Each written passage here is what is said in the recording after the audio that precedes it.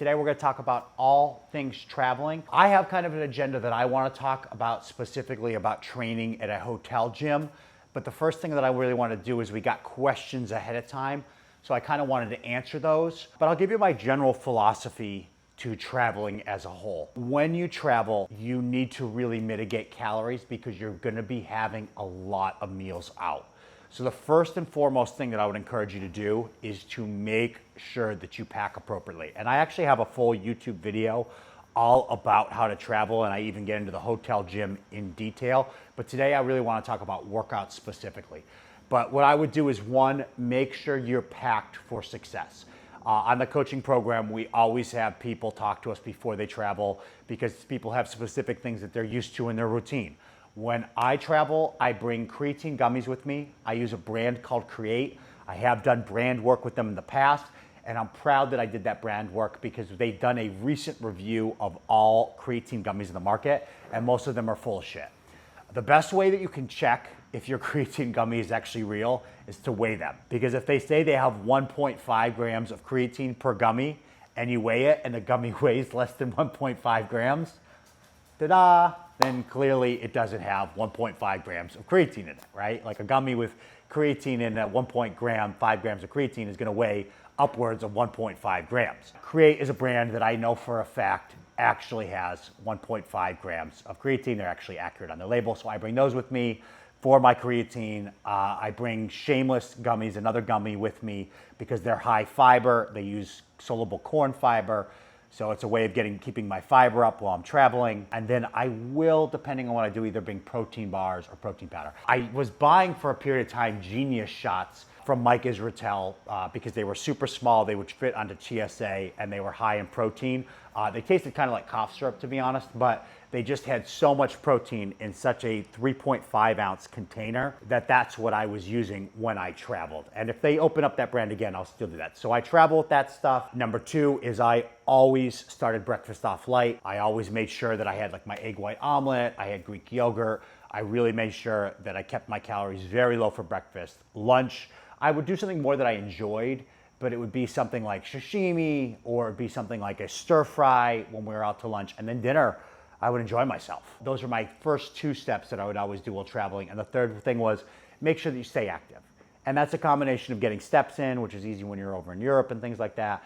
But also I would suggest still working out, especially if you're not traveling for pleasure and you're just traveling for work. And frequently you have to maintain your workout schedule, which is a lot of what we're gonna be talking about today. Before handling the questions, let me go into kind of some suggestions of what would I do if I was working out at a hotel gym.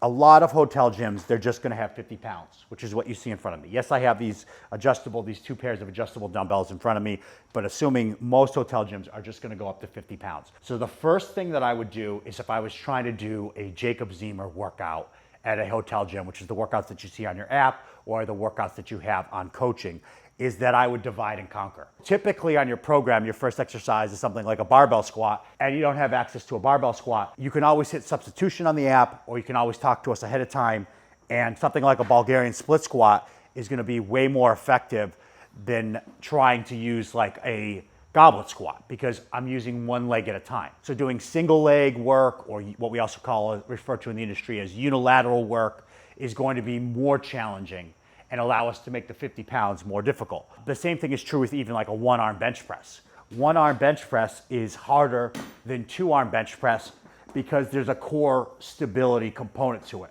So that's one of the first things that I would do is I would divide and conquer. The second thing that I would do is utilize what is known as tempo. And so tempo refers to the speed of a repetition. If I only had 50-pound dumbbells and I was like, man, I'm gonna train chest today, even I could accomplish a workout by using a 10-second tempo in the negative portion of the lift.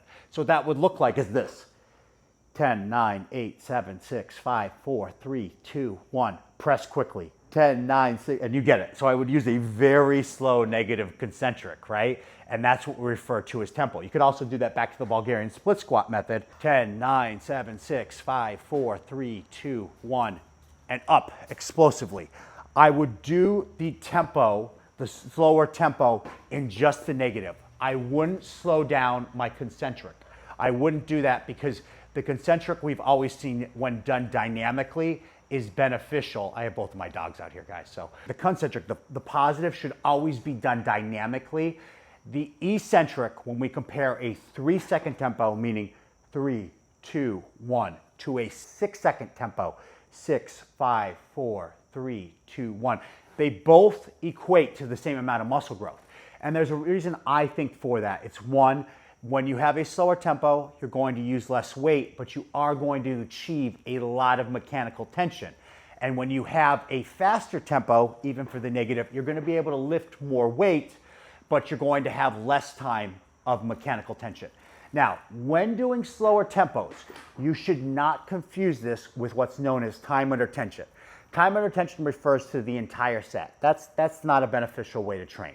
What you want to do is really slow down the eccentric tempo. So you want to divide up, use single leg, single arm patterns, and then you want to control the tempo.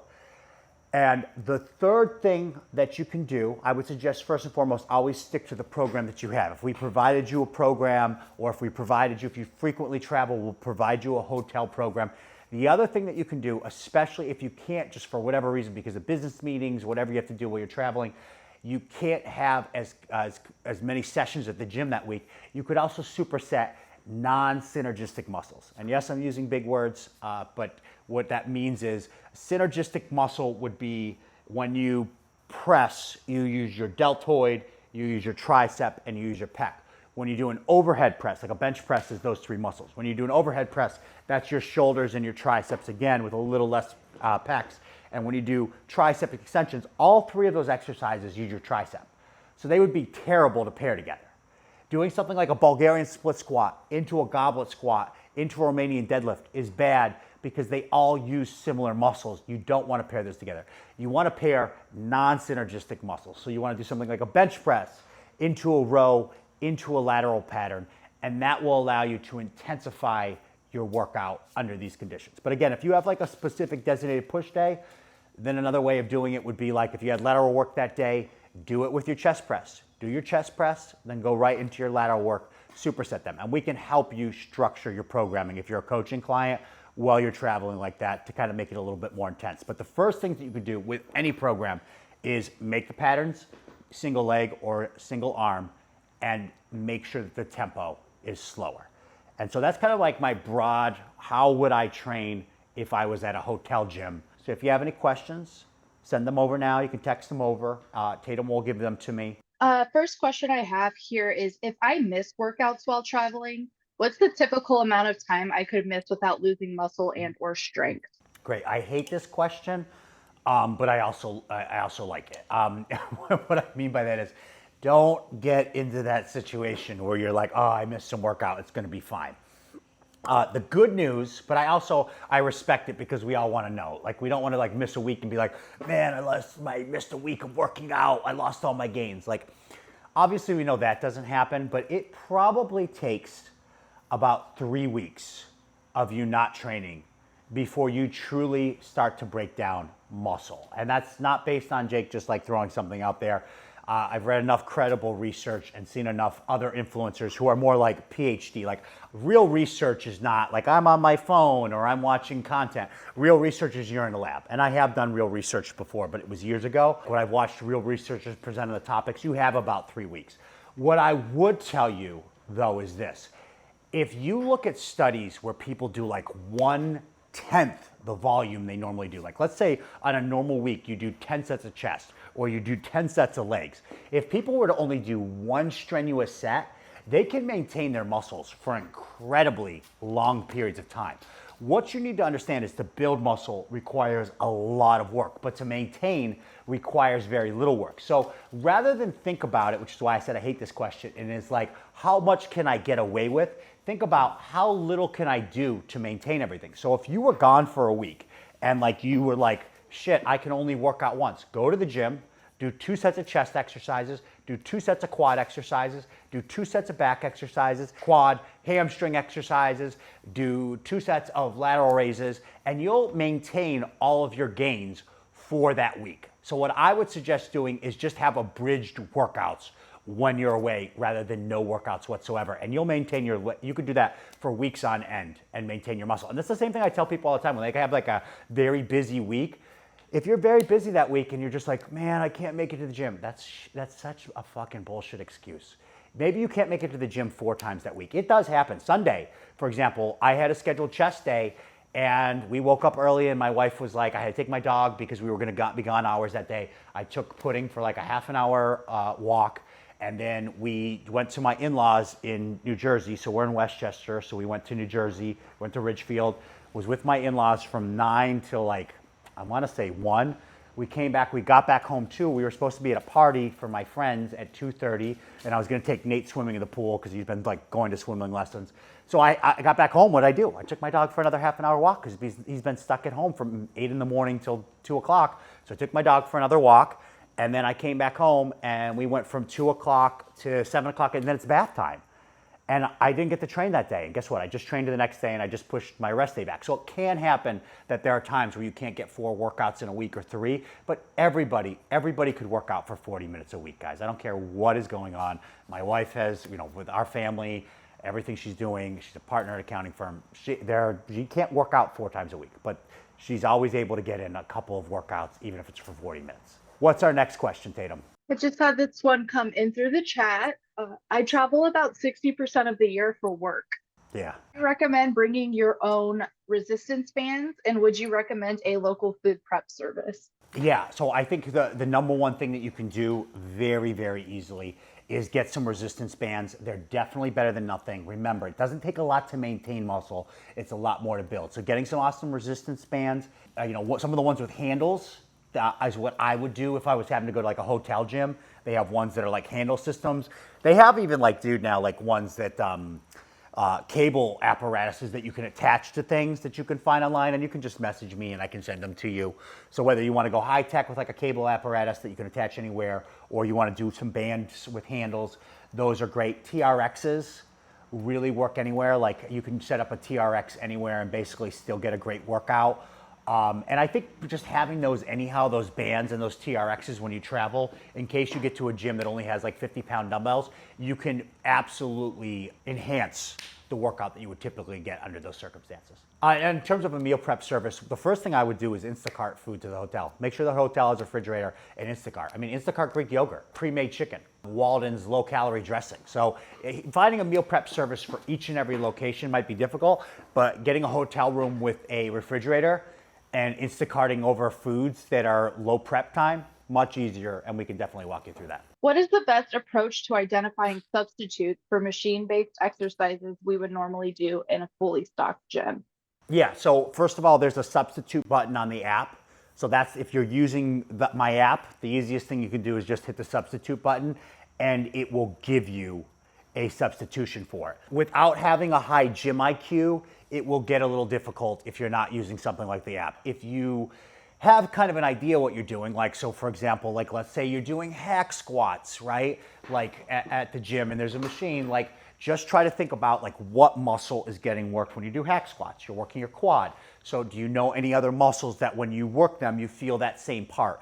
And again, I'm trying to talk to people who like with lower gym IQs in terms of this. It has nothing to do with intelligence, so please, I hope people don't get offended when I say that. What I specifically means is that like, you just don't have as much experience at the gym.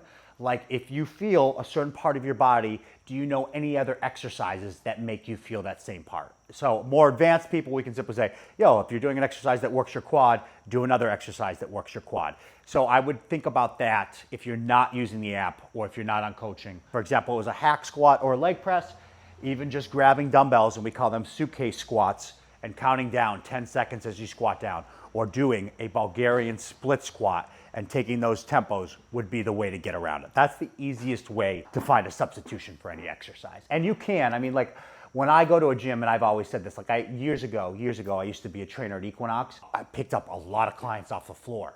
And the reason I always got a lot of clients is I said hello to people and I was social and I was kind. Yes, I got tons of people to lose weight. People would come up to me all the time and be like, your clients always look different. And that's why I've had continued success.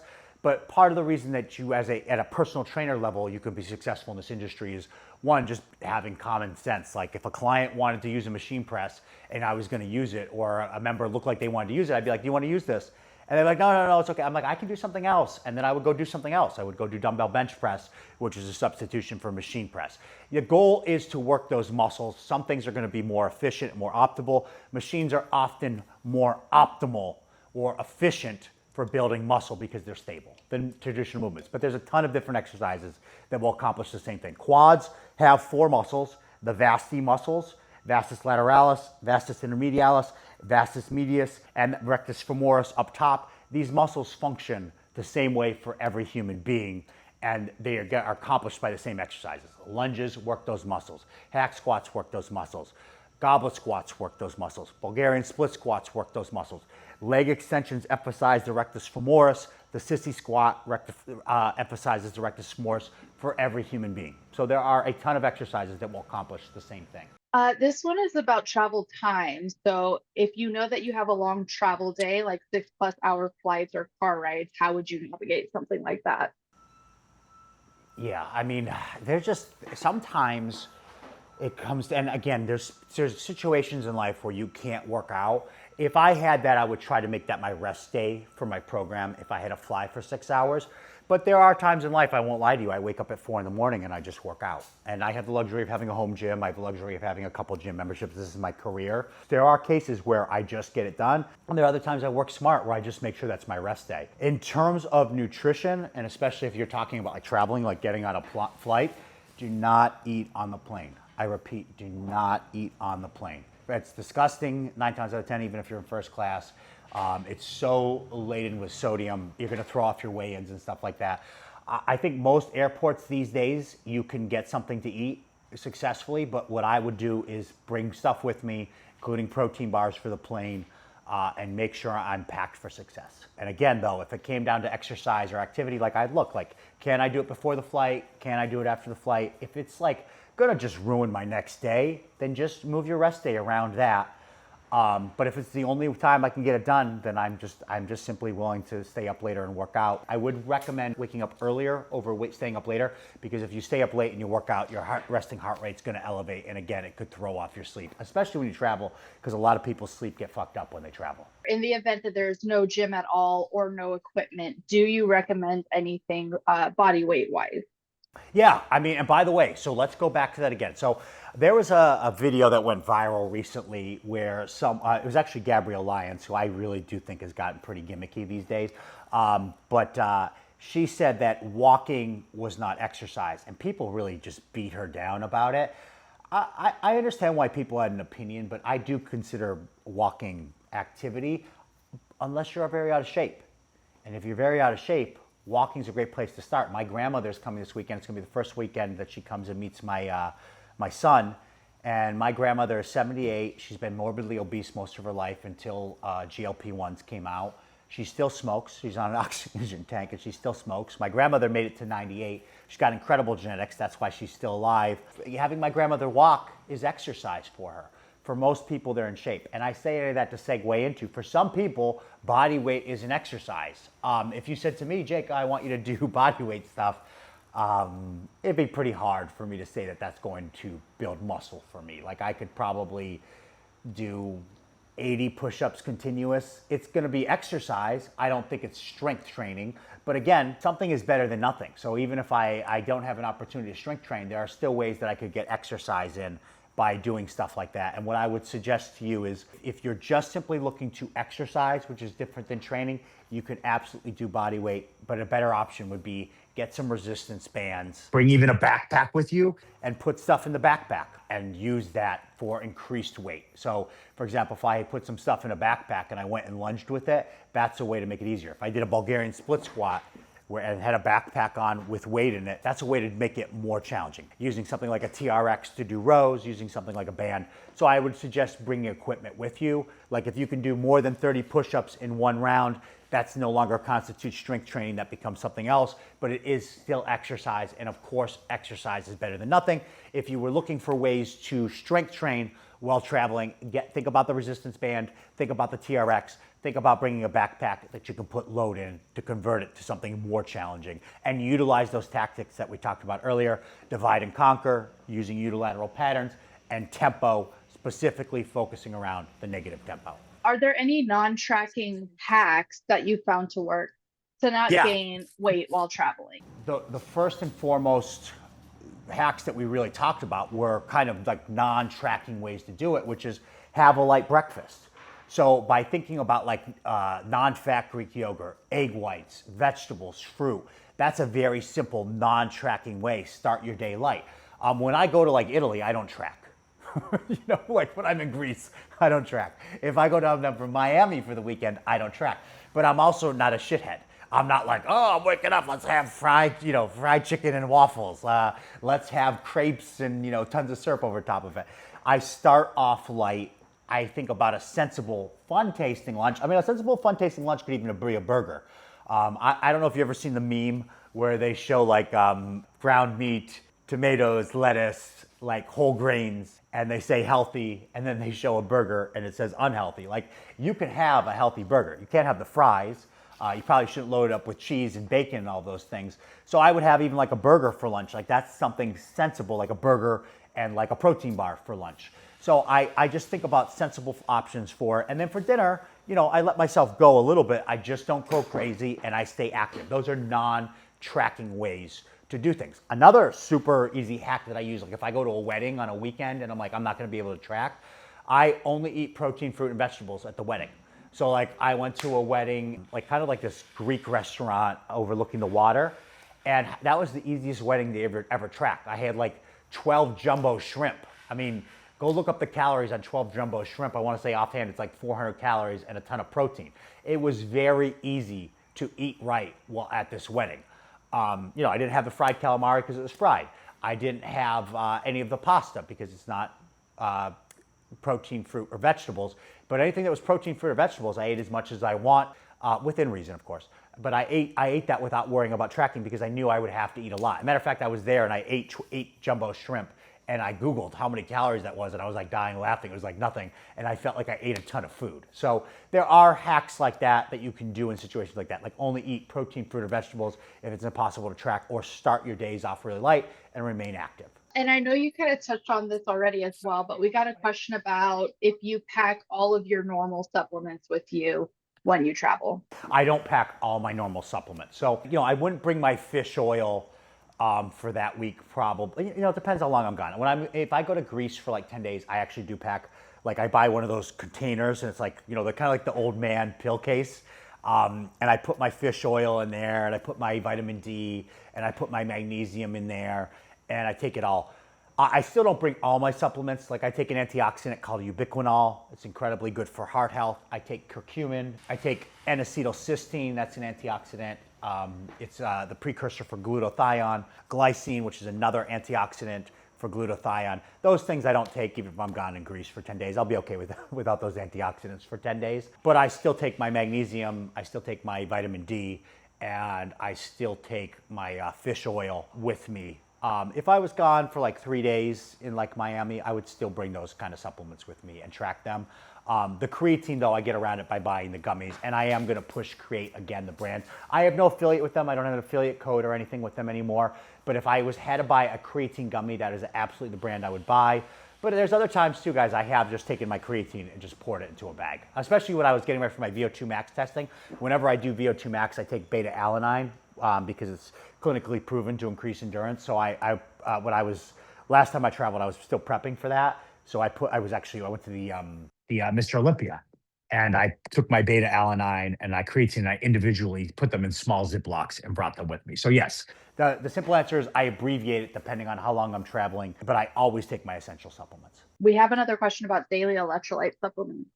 Yeah, you actually had a great brand, Tatum. Why don't you put it in the comments to everybody? Tatum actually sent this, which I was like, Tatum's our social media person, so go Tatum. Most electrolytes, guys, I do not take one every day, but I don't typically get dehydrated. I only take electrolytes as needed, and recently I have been taking some electrolytes because I've been getting a little dehydrated through this cut. I'm down 30 pounds. We have 5 weeks left in this diet, and I have 5 pounds left to go on this diet. And I have noticed a couple times I've been getting dehydrated. My electrolytes are like potassium salt I've been adding to things and taking more of my magnesium and taking chloride. But you can buy electrolyte packets. Just make sure the major ingredient in your electrolyte packets is not sodium. because when most people say electrolytes, they just put like 30% of your daily needed sodium, and there's barely any chloride, there's barely any magnesium, there's barely any potassium.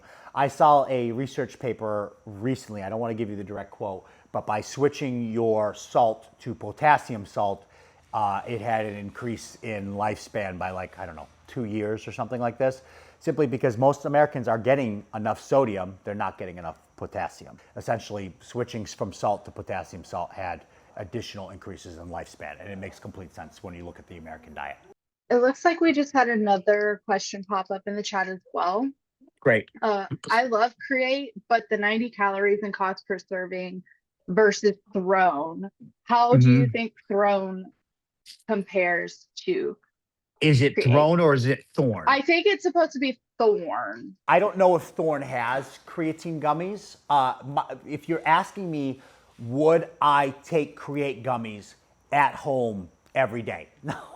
Why would I eat 90 calories of like mid-tasting gummies? You know, the fiber gummies that I eat, those shameless ones that I mentioned that I travel with, again, I'm not affiliated with this brand. I mean, the brands I've been affiliated with the last couple of years is SmartFit. I just asked them to send me the 100-pound dumbbells, and I'm going to do a brand deal with them because I want the 100-pound dumbbells. I only do brands that I actually myself would want to work with. Create, I'm talking about specifically because I know that they're actually effective. But if you told me, would I have Create at home every day? Absolutely not. Shameless gummies, they taste really freaking good, just period.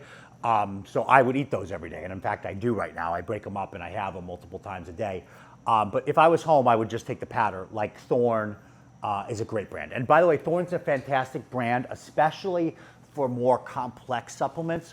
The reason that they're great for more complex supplements is that they are third-party tested. And they actually, WADA and USADA allow them. Those are governing agents.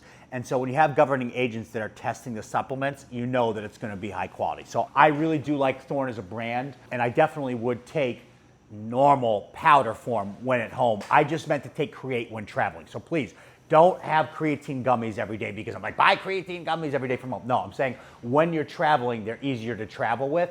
And by the way, if you can manage to travel with powder, then travel with powder. If you guys don't have any other questions, I'll kind of re-summarize. So at a hotel gym, you're super limited on equipment, divide and conquer. Use unilateral patterns. You slow down the tempo of your eccentric, the negative portion. If you are pulling down something at you, it would be as it comes back up. If you are pressing something away from you, it's as you come back down. Try a 6-second tempo, see how hard it makes. The third thing I would do is if you can't get as many workouts, just combine non-synergistic muscles. Do a press with a pull, do a lateral raise with a tricep, do a bicep with a squat. Do an RDL with a core movement. Superset non-synergistic muscles, muscles that don't work together. And if you can't get to the gym 4 days that week, it's okay. Just get to the gym twice that week and make them intense workouts and do as much as you can, and you'll maintain muscle mass. So those are 3 major strategies there. When it comes to travel, I would suggest finding convenient ways to bring your supplementation, especially if you do it frequently. I would suggest bringing some source of protein, some source of fiber. There's also a bean. I'm doing a reel on it in the next couple of weeks. If you don't want to have like a fiber gummy, there's a bean that travels really well. Those are coming out, a reel I'm doing about them because I like those, sending those for clients for travel. I would suggest packing stuff with you. It makes travel much easier. And then some strategies that are like non-calorie tracking strategies, because if you're traveling for work, fucking track. If you're traveling for pleasure, I get it. Offset your breakfast, start your breakfast light, do a fun, sensible lunch. You know, stir fry can be fun, sashimi can be fun, a burger, and then you can enjoy your dinner a little bit more. Those are strategies. Another strategy is eat protein, fruit, and vegetables, and just eat protein, fruit, and vegetables, and you can really eat a ton of it if you do something like that. I do know we got another question though. I don't think you asked me, Tatum, which is, do I ever just drink everything in sight? I'm not a drinker by nature, guys. I was when I was in college. I was a little rough and tumble. I'm sure you're surprised to hear that I was a little wild. But as an adult, I'm not a big time drinker. It doesn't mean that I don't drink. We were at Chez Fifi on Saturday. I had this Cab Franc. Oh my fuck, just fucking delicious. I mean, I had 2 glasses of the Cab Franc because it was so good. Usually my wife teases me and I'll like sip a glass. So if I'm at a good restaurant, I'll get a nice glass of wine. If I'm on a wine tour in Italy, I'll have 12 drinks. But if I ever the person who will every day have multiple drinks. It's not really who I am. I just don't get enough pleasure from it.